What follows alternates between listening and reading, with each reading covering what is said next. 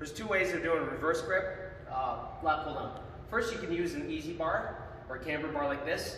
The first thing is where the bar is bent down, you're going to rotate the bar, and you rotate that the other direction, and then you're going to use your underhand grip right there. This is much easier on the wrist. Most people say this is way more comfortable. Anytime you do this reverse grip, this is going to be your strongest position because you get the most bicep. The bicep is most active here. So with all pull downs, you're always going to pull to the top of the chest, and then you got a slow release. As you pull down, think about pulling the elbows down and in towards your sides, and you got that slow release. Now with the reverse grip, if you don't have a camber bar, you can also use a straight bar. And as far as finding your position goes, typically you want to use your carrying angle. If you bring your arms to your side and turn out, that's about usually where you want to be. So right about there. Usually your fingers are going to keep contact. If you have your right grip, all of your fingers will stay in contact with the bar. And you always think about pulling right to the top of the chest. If you're losing a finger, that means you got to come in or out a little bit. Pull downs are going to have a variety of grips that you can use, and every grip will orientate your elbows in a different position. Parallel grips are going to orientate your elbows more forwards, and you're going to have wider grips that are going to orientate your elbows more out. Different angles are going to recruit different fibers within the lat. The lat actually is a fan-shaped muscle that has some fibers that run more vertical, has some fibers that run more an angle, and some that are more horizontal. So it's really important to vary your grips because that's going to vary the angle of pull, and it's going to recruit different areas of your lat.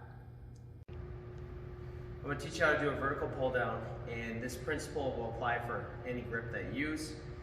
First, with a vertical pull down, I'm going to teach you how to use straight bar, and we'll teach you with an overhand grip. But again, this applies to all the different grips. First off is you want to have your adjustment correct. So most important thing is you want to be firmly planted. So you want to have this, a lot of times people make a mistake and have too much space between your thigh, but you want to have a pretty firm position.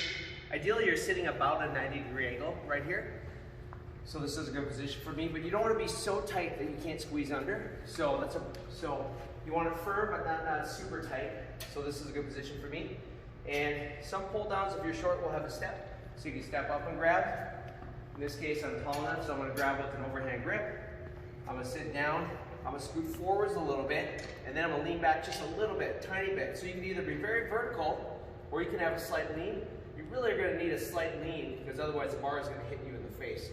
Very slight lean. Now the first thing, you're going to get a good stretch, and when you stretch, you literally want your shoulders to be pulled upwards like this. And so we're going to stretch up, and the first action is we're going to pull down. And one thing, sometimes you have to literally practice that. So reaching up, reach up, shoulders go up, and then pulling down. That pulling down motion is super important because that's going to strengthen your lower trapezius, the scapular depressors, and that's going to help to balance out a lot of that upper trap tension that a lot of people get. A lot of people get pain in their necks. You want to have strong little traps for that. So I'm going to take my overhead grip. I'm going to start by letting my shoulder blades be pulled upwards. I'm going to initiate the first motion by pulling my shoulder blades down. Think about pulling your shoulder blades down in your back pocket. And then I'm going to pull all the way to the top of the chest. Slow release up. Always control pull downs. Pull downs are the greatest opportunity to really work on slowing down the motion. There's my stretch. Pull the shoulder blades down. And you can think of this as a 1-2 motion. So motion 1 is right here. Motion 2 is here. And I always teach people break them into 2 parts. 1, 2. And we get really good at it. You should just be able to do it all together in one motion. When you pull, think about keeping your elbows underneath the bar, and think about pulling your elbows towards your back pocket. And you really we don't want this happening right here. You want to avoid this at all costs. That's not good form. Instead, you should have your back slightly leaned back, lock that position the whole time.